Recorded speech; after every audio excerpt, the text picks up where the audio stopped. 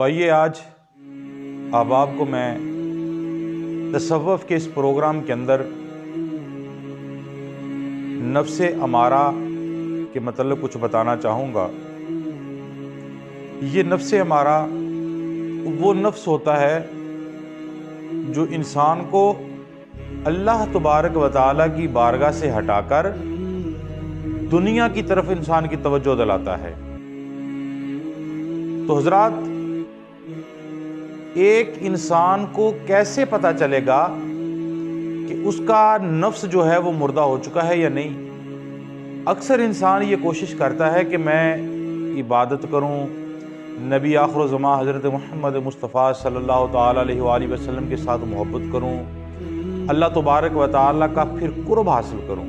वो इबादत में मशगूल रहता है, सदक़ात अदा करता है, खैरात अदा करता है, बाज़ुका तहज्जुद की नमाज़ें भी पढ़ता है, सोमो सलात अदा करता है, अल्लाह तबारक व तआला को मनाने के लिए तड़प रहा होता है।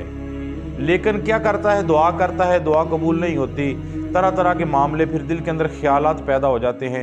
इन सारी चीज़ों को हासिल करने के लिए इंसान को उसके अंदर जो नफ्स होता है इंसान का, जो दुनिया की तलब देता है, जो इंसान को अल्लाह के कुर्ब से निकालकर दुनिया की तरफ मशगूल कर देता है, उस नफ्स को नफ्स अमारा कहते हैं। और भी इसकी बहुत सारी वजाहतें हैं, लेकिन मैं आप अहबाब के साथ जो बात तसव्वुफ़ के इस प्रोग्राम के अंदर मैं करना चाहूँगा वो ये है कि इंसान को कैसे पता चलेगा उसका नफ्स अमारा जो है वो मर चुका है, उसका नफ्स मुर्दा हो चुका है या नहीं हो चुका, कि अब भी उसे ज़रूरत है कि वो ज़्यादा से ज़्यादा इबादत करे, अपने नफ्स को मारना चाहे। जब इंसान का नफ्स मरता है ना, हज़रत ख्वाजा गुलाम फरीद कोट मिठन वाले फरमाते हैं, इंसान के अंदर जो नफ्स होता है इसे पंजाबी में मैं कहते हैं, मैं, इसे मैं कहते हैं। इंसान का गरूर होता है, ये तकब्बर होता है, इसे नफ्स कहा जाता है। हज़रत ख्वाजा गुलाम फरीद आप फरमाते हैं कि इस मैं नू मार के मुंज कर, इस मैं को मार के मुंज कर ते निक्की निक्की करके कुट, परे खजाने रब दे फिर जिमें दिल करदा उमें ही लुट। यानी जब इंसान की मैं मर जाती है, जब इंसान के अंदर का ये गुरूर जो मर जाता है, तो फिर इंसान पर अल्लाह तबारक व तआला की रहमतों का नज़ूल होना शुरू हो जाता है। वो जैसे चाहे, जब चाहे, जिस तरह चाहे अल्लाह तबारक व तआला की कुदरतों को हासिल कर लेता है। अल्लाह तबारक व तआला अपना उसे कुर्ब दे देता है। तो इंसान को कैसे पता चलता है कि उसका जो नफ्स है वो मर चुका है? इंसान को कैसे पता चलेगा हमारा नफ्स मर चुका है? इंसान को यही नफ्स जो होता है ये अल्लाह का कुर्ब देता है, और यही नफ्स जो होता है दुनिया की तरफ राग़ब कर देता है। इंसान को शैतान का दोस्त बना चुका होता है। ये आप अहबाब को पता होना चाहिए कि नफ्स कितनी किस्म का होता है। ये 4 किस्म का नफ्स होता है। लेकिन इस वक्त, इस दौर के अंदर, मुसलमानों के अंदर 3 तरह के नफ्स जो हैं ये वजूद में हैं। 3 तरह के ग्रोह लोगों में पाए जाते हैं आजकल मुसलमानों में। एक ग्रोह वो है जिन्हें अल्लाह तबारक व तआला और रसूल अल्लाह का ना इल्म है, ना मोहब्बत है, ना उनको ये मालूम है कि हमारे वजूद में कोई नफ्स भी है या नहीं, या हमारे अंदर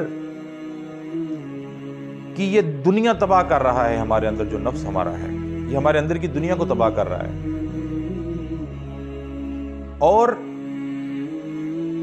इंसान को अल्लाह से हटाकर शैतान का दोस्त बना रहा है। और ये जो मामला है ये मुनाफिकीन के साथ है। ये उन लोगों के साथ है जिन्होंने रसूल अल्लाह पर ईमान नहीं लेकर आए, या वो लोग जो ईमान ले आए लेकिन इस्लाम को छोड़कर कुफार के साथ दोस्ती लगाए बैठे। कोई नफ्स भी है या नहीं, या हमारे अंदर की दुनिया तबाह कर देता है। और ये नाम के मुस्लिम हैं, अंदर से शैतान के दोस्त होते हैं। और दूसरा ग्रोह वो है, वैसे तो पारसा है, तबलीगी है, नमाजें, हज, रोज़ा, शरीयत के पाबंद हैं, اس نفس کا بھی علم نہیں ہوتا، یعنی کہ جو انسان کے اندر نفس ہے اس کا بھی علم نہیں ہوتا۔ کوئی نفس ہے لیکن باوجود اس کے نفس تزکیہ کی طرف یا اس کو علاج کی طرف لے کر نہیں آتے، کیونکہ وہ جنت حور و قصور کے طالب ہوتے ہیں، خدا کے نہیں ہوتے۔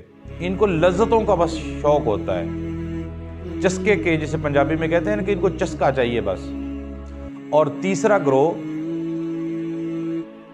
ایسا ہے جو حقیقت جان چکا ہے اور قرآن احادیث کا باطن سمجھ چکا ہے، اور اس گروہ نے اولیاء کرام کی باتوں کی تصدیق کی ہے کہ واقعہ ہی نفس انسان کا دشمن ہے، جو اللہ اور بندے کے درمیان میں فرق کر دیتا ہے، فاصلہ بڑھا دیتا ہے، بہت بڑی رکاوٹ ہے۔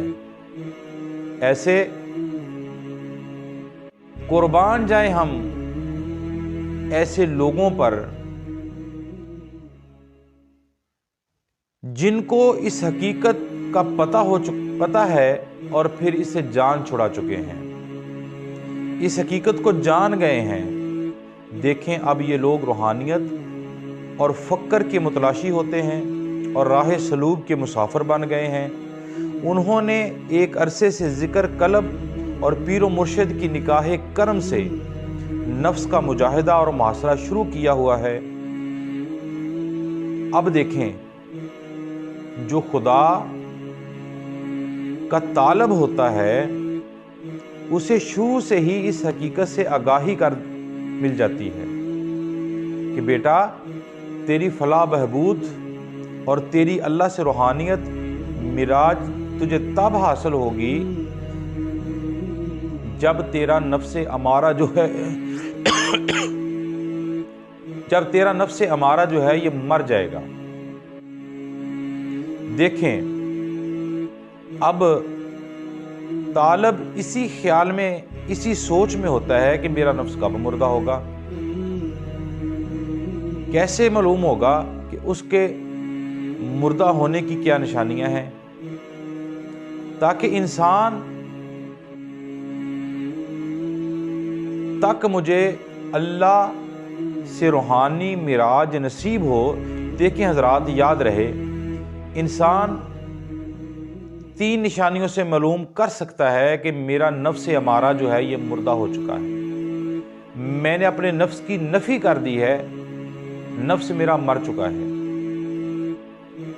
اس کی صرف 3 نشانیاں ہیں، 3 نشانیوں سے انسان کو پتہ چل جائے گا۔ وہ نشانیاں کون سی ہیں؟ حضرت سلطان باہو فرماتے ہیں کہ 2 طریقے سے انسان کو پتہ چل جائے گا، اسی 2 طریقوں کے اندر 3 نشانیاں ظاہر ہو جائیں گی۔ حضرت سلطان پاک سلطان باہو سلطان العارفین عین الفقر کے اندر یہ فرماتے ہیں کہ پہلی نشانی بتاتے ہوئے ارشاد فرمایا کہ انسان نفس مردہ ہونے کی پہلی نشانی یہ ہے کہ انسان صبح میں باقی نہیں رہتا،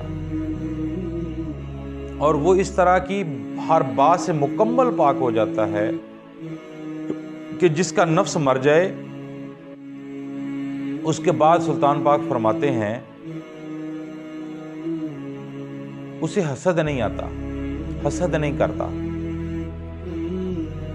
اللہ پاک نے حسد کا بھی انسان کے دل سے نکال دیا ہے، حسد کا وہ سوچ بھی نہیں سکتا۔ سلطان پاک فرماتے ہیں کہ وہ حسد سے پاک ہو جاتا ہے، اور آپ نے اس کے ساتھ ساتھ حسد کا ذکر کرتے ہوئے یہ فرمایا کہ دیکھیں حسد ہی تھا جس نے حابیل کو اور قابیل کے ساتھ یہ جو معاملات آپ احباب نے قرآن مجید جنہوں نے پڑھا ہے، جو میری بات سمجھ رہے ہیں، جو تصوف کی راہ پر چل رہے ہیں، ان کو اس بات کا علم ہے۔ یہ ہر بندے کے لیے یہ میرا میسج نہیں ہے، یہ میرا جو میں ہر روز تصوف کے پروگرام کے اندر میں آپ احباب سے جو باتیں کرتا ہوں نا، یہ ہر بندے کی سمجھ والی باتیں نہیں ہیں، یہ بس ان لوگوں کے لیے جو تصوف کی راہ پر چل چکے ہیں، ان لوگوں کے لیے۔ اور جو قرآن مجید کو بغور پڑھتے ہیں اور سمجھتے ہیں۔ اور یہ حسد ہی تو تھا نا جس نے حابیل اور قبیل، یعنی کہ جو قتل والا جو معاملہ ہے، حابیل کے ہاتھوں قبیل کا قتل کروا دیا۔ لہٰذا جس انسان کا نفس مر جاتا ہے وہ ہر قسم کے ظاہر اور باطن حسد سے بھی پاک ہو جاتا ہے۔ دیکھیں حسد کے آگے سلطان پاک فرماتے ہیں کہ جس کا نفس مر چکا ہے وہ دنیا کا تمام لالچ سے مکمل طور پر پاک ہو جاتا ہے، جس کا نفس مر جاتا ہے۔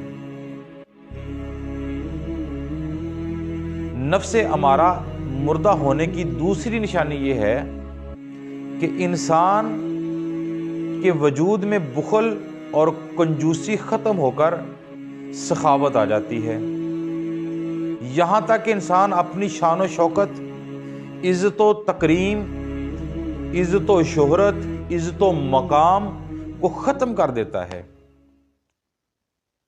اور تیسری نشانی مردہ ہونے کی یہ ہے، نفس مردہ ہونے کی تیسری نشانی یہ ہے کہ جب انسان کا نفس مردہ ہو جاتا ہے، مر جاتا ہے، تو انسان مخلوق کو چھوڑ کر اللہ تبارک و تعالیٰ پر ایسا توکل کر بیٹھتا ہے اور یقین کر رکھ لیتا ہے کہ اس کا خدا پر بھروسہ حق الیقین ہے۔ اللہ تعالیٰ کی بارگاہ میں اس کا بھروسہ حق الیقین کا درجہ رکھتا ہے، اللہ کی بارگاہ میں انسان کو پہنچا دیتا ہے۔ جو دنیا کے راہ پر چل پڑتے ہیں وہ کبھی کامیاب نہیں ہوتے، وہی بندہ کامیاب ہوتا ہے جس کا توکل اپنے مرشد پاک کے ذریعے اللہ کی بارگاہ میں ہوتا ہے، اللہ تعالیٰ پاک ہوتا ہے، وہ بندے کامیاب ہوتے ہیں۔ اللہ تبارک و تعالی ہم سب کو اپنی منزل مقصود عطا فرمائے، جو ہماری منزل ہے، جو اثر و حاصل منزل ہوتی ہے۔ اور اسی تصوف کے پروگرام میں اگلا میرا میسج یہ ہے کہ کچھ لوگ ایسے بھی ہوتے ہیں کہ جو مرشد کی بیعت کرتے ہیں، مرشد کے ہاتھوں میں ہاتھ دیتے ہیں اور اس یقین کے ساتھ دیتے ہیں کہ ہمیں اللہ تبارک و تعالیٰ کا قرب مل جائے، لیکن جب اللہ کا قرب لینے کے لیے بیعت کی ہے، جب اللہ کا قرب لینے کے لیے ہی تم اللہ کی بارگاہ میں آئے ہو مرشد کے ذریعے، تو پھر پتہ کیا ہوتا ہے؟ لوگوں نے مرشد کی بیعت کی ہے اللہ کا قرب لینے کے لیے، اب اللہ کا قرب نہیں حاصل کر رہے بلکہ دنیا حاصل کر رہے ہیں۔ اتنے افسوس کی بات ہے، اللہ والوں کے ساتھ نسبت بھی کرتے ہیں اور دنیا کے لیے۔